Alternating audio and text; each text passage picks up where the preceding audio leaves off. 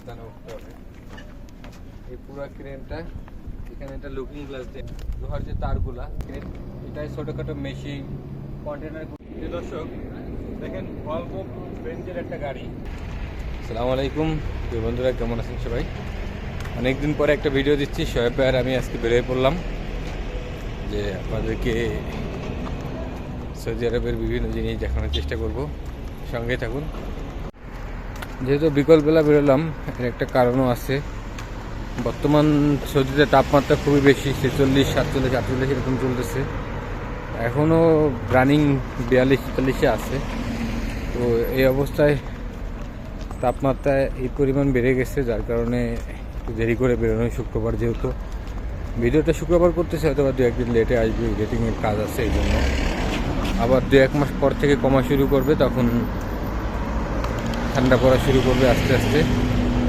এখানের তাপ যেরকম বেশি গরমের, আবার শীতের সময় তাপ অনেকটা কমে যায়, যেটা ধারণার বাইরে আর কি। সূর্যটা প্রায় ডুবু। শোয়েব ভাই আমি বেরিয়ে পড়ছি, হাঁটাহাঁটি করতেছি। পরিবেশটা বেশ শান্তই। আসল কথা, এটা একটা কী বলা যায়, একটু শহরের একটু সাইডে, আবার সামনের সাইডে, ফ্রন্ট সাইডে শহরের আমেজি পাবেন। এস্তরা এরিয়া বলা হয়, 18 নম্বর এস্তরা রিয়াদ এরিয়া। আজকে আপনাদেরকে দেখাবো সৌদি আরবের ক্রেনগুলো কেমন হয়, দেখানোর চেষ্টা করি। দেখেন, পাহাড়ের উপরে উঠে উঠলাম। এখানে সব পাহাড়ি কেটে কেটে ঘর বাড়ি সব বানানো হয়েছে এখানে। তো দেখি ক্রেনটা উপরে উঠে যায় কি করে, চেষ্টা করছি ওঠানোর জন্য। খুব সাবধানে উঠতে হবে। এই পুরো ক্রেনটা এখানে একটা লুকিং গ্লাস দেওয়া আছে, এখান থেকে পিছন মিরর ভিউটা দেখা যাবে। এখানে ড্রাইভার বসা, পুরো ক্রেনটা এখান থেকেই কাজ করা হবে। তো ভাই ওই স্যার ঠিক আছে ভাই, তাই ধরেন।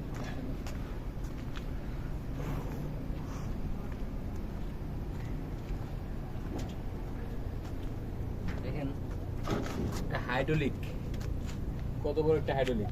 এটা পুরো উঁচা করে এটা নিয়ে যাবে, বড় বড় জিনিস সব কিছু এটার মধ্যে দিয়ে নিতে হবে, ঠিক আছে? বিশাল বড় ক্রেনের এটা হচ্ছে হাইড্রোলিক। কত পরিমাণ হাইড্রোলিক অয়েল লাগে এটা তাহলে চিন্তা করেন। এখান থেকে সব অপারেটিং সিস্টেম, যখন কোনো জায়গায় দাঁড়া করাবে তখন এটা অপারেটিং করার জন্য আর কি। এটা এখানে সব মানে লোহার যে তারগুলা, এটাতে সব নিয়ন্ত্রণ করা হয়। এই হচ্ছে অবস্থা।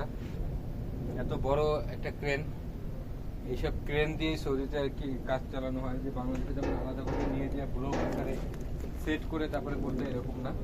থেকে গাড়ি যাবে, যে এটা সেট করা হবে। 4 কোণায় 4টা হাইড্রোলিক লাগানো আছে। এটা প্রেস করে এভাবে রাইখে দেবে, এরপরে গাড়ি যখন চাপ দিবে অটোমেটিক উপরে উঠবে। এভাবে হচ্ছে ক্রেনগুলো করা হয়েছে সৌদি আরবে, অন টাইম ক্রেনগুলো। চাকাগুলো দেখেন কত প্রশস্ত, এগুলো একটু ছোট, তারপর বড় বড় চাকা লাগানো থাকে ম্যাক্সিমাম। পুরো একটা ক্রেন এখানে সেটিং করা, পুরো একটা ক্রেন সেটিং করা, পুরো সেটআপটা এখানে একটা গাড়ির উপরে। সৌদি আরবের কাজগুলো কেমন করে করানো হয় টুকিটাকি আপনাদেরকে দেখানোর একটা ধারণা দিলাম। ক্রেনের ভিডিওগুলো দেখাচ্ছি। এই দেখেন, এই আরেকটা ক্রেন, এটাই ছোটোখাটো মেশিন কন্টেনারগুলো এই ক্রেনের মাধ্যমে উঁচু করে এটার উপরে দেওয়া হবে, তারপরে নিয়ে যাবে। এটার পুরোপুরি আপনার হচ্ছে কন্ট্রোলিং সিস্টেম হচ্ছে হাতে। এইখানে সব কিছু করবে, এখান থেকে উঁচা নিচা যা যা করা লাগবে, অনেক ভারী ভারী জিনিসই এগুলো পিক আপের সাথে সেটিং করা থাকে। আলাদাভাবে পিক আপ নেওয়ার কোনো প্রয়োজন হয় না। এই 4 সাইডে হাইড্রোলিক দেওয়া আছে ড্রাইভার সামনে। এখানে এই সিস্টেমে সৌদি আরবে সব কার্যক্রমগুলো করা হয়, যে আলাদা সেট আপ নিয়ে আসতে হবে, আলাদা ঝামেলা এরকম কোনো কিছু করার দরকার নেই। একটা পিক আপ কিনলে ওইটা দিয়ে সব কাজ চালাতে পারবে, এটাই বাস্তব। এখানে অনেক কিছু অত্যাধুনিক করে গেছে সৌদি আরবে, যার কারণে মানুষের কষ্ট অনেকটা লাঘব হয়েছে। কিন্তু কিছু কিছু মানুষ আছে, কিছু কিছু কন্ট্রাক্টর আছে, যারা প্রবাসীদের দিয়ে অনেক কষ্ট করায় কিন্তু ঠিক মতন বেতন দেয় না। অনেকে অনেক বিপদ নিয়ে ঘুরে ফিরে বেড়ায়। সবার জন্য দোয়া করবেন। নতুন প্রবাসীরা যারা আসছেন তারা অবশ্যই সতর্ক হয়ে আসেন, আর স্কিল নিয়ে আসেন। দালালের সাথে কন্ট্যাক্ট করে বা স্ট্যাম্প করে তারপরে আসেন। দর্শক দেখেন ভলভো রেঞ্জের একটা গাড়ি, এটা অনেক দামি, এটা আমাদের সৌদি আরবে নিয়ে আসা হয়। ওটা রোডে কোনো জ্যাম করার কোনো সুযোগই নেই, যে গাড়ি নিতে গেলে অনেক জ্যাম হবে, অনেক কিছু এরকম কোনো সুযোগই নেই। গাড়িগুলো ডিরেক্ট কোর্ট থেকে এই গাড়িতে উঠবে। এক একটা সিরিয়ালে আপনার মিনিমাম গাড়ি প্রায় চলে আসেন ভিতরে, মিনিমাম গাড়ি এখান থেকে 8টা 10টা 12টা করে গাড়ি ধরবে। এখানে পুরো পার্কিং করার জায়গা আছে, 10টা থেকে 12টা করে, নিচে 12টা, 12টা পিক আপ, ম্যাক্সিমাম পিক আপগুলো জিপগুলা, প্রাইভেট কারগুলো দামি দামি সব এভাবে নিয়ে এসে শোরুমে তোলা হয়। দোতলা সিস্টেম গাড়ি করার মূল কারণ হচ্ছে এটা। এই গাড়িটা হচ্ছে গাড়ির উপর গাড়ি থাকবে, গাড়ি নিয়ে শোরুমে যাওয়া হবে, শোরুমে যেয়ে এই গাড়িগুলা আপনারা উঠবেন। নতুন গাড়ি বোর্ডে কোনো চালায় নেওয়ার কোনো সুযোগই নেই। সৌদি আরবে এমন ইউজ করে গাড়িগুলো নেওয়া হয়। দেখেন এখানে একটা হাইড্রোলিক দেওয়া আছে, হাইড্রোলিকটা ডাউন করে নিচে করলে গাড়ি উপরের যে গাড়িগুলো এগুলো উঠবে, উঠে গেলে তারপর উঁচু করে দেওয়া হবে। তো সৌদি আরবের সিস্টেমগুলো এরকমই, গাড়ির উপর গাড়ি দেখে অনেক সময় গাড়ি লোড করা থাকে, গাড়ি লোড করা নিয়ে পেতে পারলাম না। তো বেশ ধারণা পাওয়া গেল বা আপনাদেরকে দিতে পারলাম যে সৌদি আরবের গাড়িগুলো কীভাবে নেওয়া হয়। গাড়ি খালিজ থেকে ওই জন্য দেখাতে পারলাম।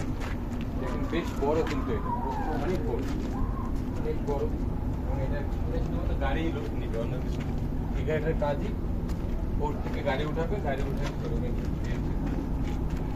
বিশাল বড়। সামনে কিছু নিয়ে এটা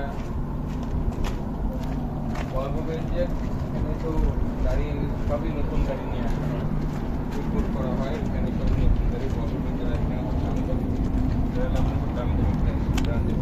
টাটার এখানে কোনো খানা নেই, আইসারের কোনো খানা নেই। এখানে ভলভো, মার্সিডিজ, সব যত বিশ্বের ভালো ভালো ব্র্যান্ড আছে এগুলো এখানে ইউজ করা হয়। ভলভো এই গাড়িগুলো ম্যাক্সিমাম এখানে কেএসএ লেখা আছে, সৌদি আরবিয়া লেখা আছে, কিন্তু অন্য গাড়িতে আপনার সৌদি আরবিয়া যেটা আছে দুবাই থেকে আসে, বিভিন্ন জায়গা থেকে আসে। তো সর্বশেষ ভিডিও শেষ করলাম আজকের মতন, যেহেতু সন্ধ্যা হয়ে যাচ্ছে। দুজন মিলে 2টা পানি নিলাম, খেতে খেতে বাকারা থেকে কিনলাম। এখন রুমের দিকে যাব, যে ইনশাল্লাহ এটা এডিটিং হবে 2-1-এর মধ্যে আপনি পাবেন ইনশাল্লাহ। আমরা এটা শুক্রবার করছি, হয়তো বা শনিবার রবিবার আপনারা দেখতে পারবেন ইনশাল্লাহ।